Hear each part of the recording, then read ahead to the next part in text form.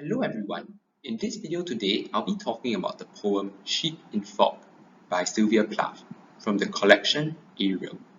This is one of the first poems in the collection, and it is actually one of the more popular poems from the text as a whole.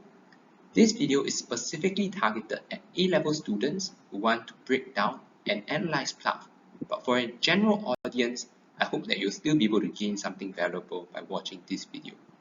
I hope that over time I can expand this series and talk about all the other A-level set poems in Ariel as long as enough people watch these kinds of videos. All of the poems in Ariel were written in a time of personal and psychological turmoil for Plath. In many ways, the poems reflect her insecurities and mirror her tense interpersonal relationships, such as with her husband Ted Hughes, who was also a poet, her parents, and other people around her. In the A-level syllabus, however, the focus should not be on the autobiographical features of the text. You should not bring in the author's personal life as a general rule. You should definitely also distinguish between the personas in the individual poems and Plath's role as their creator. As such, I'll be focusing most of this video on the literary qualities of the poem and what can meaningfully be said about these qualities. The first thing you would want to notice about the poem is its mood, and this is particularly the case with Plath's poetry. Most importantly, you would want to take note if the poem has a negative and downward energy, or if the poem has an upbeat and positive direction, with an upward, enlightening, or liberating trajectory. It will quickly become clear which kind of trajectory Sheep in Fog belongs to. From the beginning of the poem, the images we are presented with are one of bleakness and of emptiness. Clearly, this is not a positive poem. The poem is set during an early morning, when everything around the persona, the subject of the poem, is dusky and unclear. We begin with the personification of the hills, stepping off into whiteness. There is a certain desolation, a sense of being bereft and isolated, even by the natural world. The sentence ends quite quickly with a full stop and a line break, which is significant because it mirrors the way the hills step off into whiteness literally, with a sudden pause, like someone being jolted out of their sleep. Plath then goes on to describe how people and stars are around her. The way she does this is ambivalent, detached, like she does not really seem interested or invested in whether it's really people or stars which are around her. Perhaps by grouping these two things together, she is saying that people around her are as cold, as far away, as faint, and as distant as the stars above. It is quite significant that the persona does not actually talk or mention anyone else in the poem. No other human beings appear. She is evidently in a sorrowful mood, one of disappointment, one of being abandoned by and distant from the rest of the world.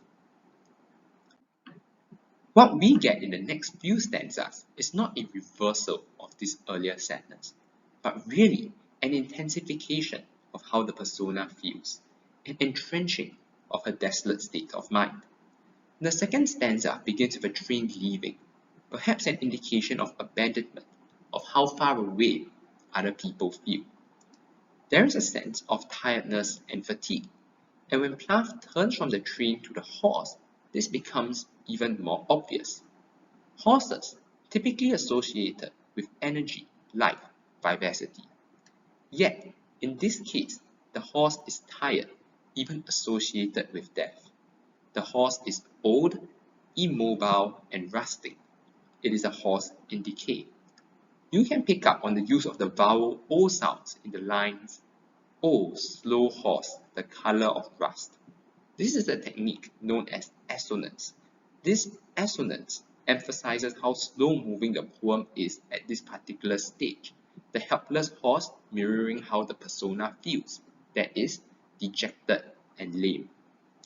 By the third stanza, this link to death becomes even more clear. Dolorous bells seems to suggest a funeral, the death of a person. It could even be the bells that toll for the persona. There is something dark and sinister going on here. Maybe that is why all morning the morning has been blackening, as though the day is over before it has even began. The word morning here is most certainly a pun on the word morning with a U, M-O-U-R-N-I-N-G.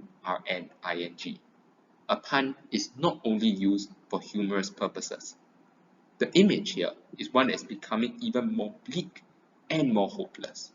The persona feels like a flower left out, someone who is lonely and defenseless. Yet, in the next stanza, we see something that moves towards a reversal, or more accurately, a small reassessment. She begins to feel that my bones hold a stillness, like she's anticipating something. The far fields melt my heart. This could be an indication that she is facing a change of mood, perhaps that she is learning to transcend her current emotional turmoil. This, however, we learned, is not the case.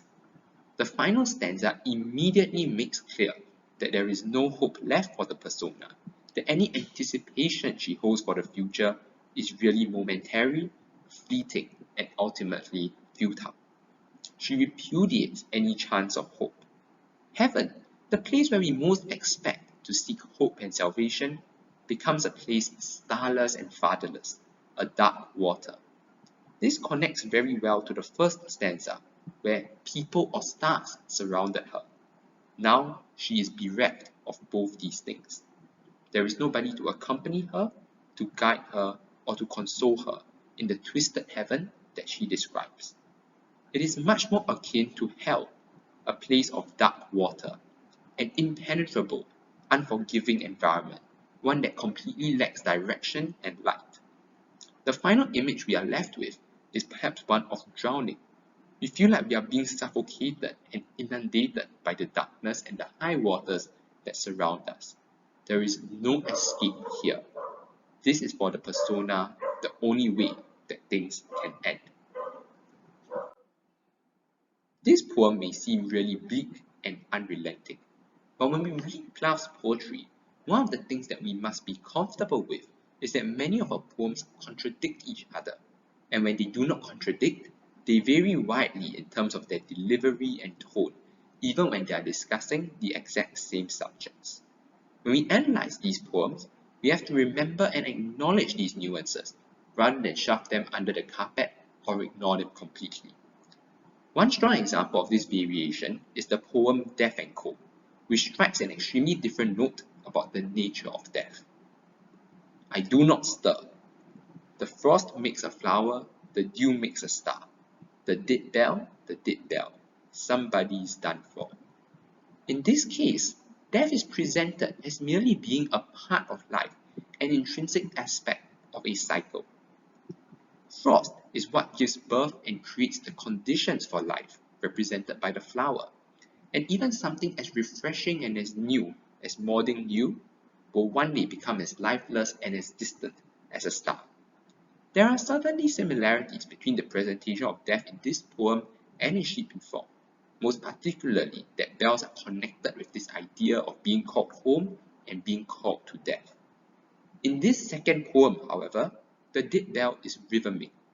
The repetition of it makes it even like a nursery rhyme or a harmless chant. Gone in the poem are the references to drowning, to mourning, or to the lack of direction. Instead, death is treated something quite natural. Somebody's done for. Thank you guys for watching this video. I hope this video has been helpful to you and that you will want to see more such content. Next time, we'll be looking at the poem The Applicant. See you next time.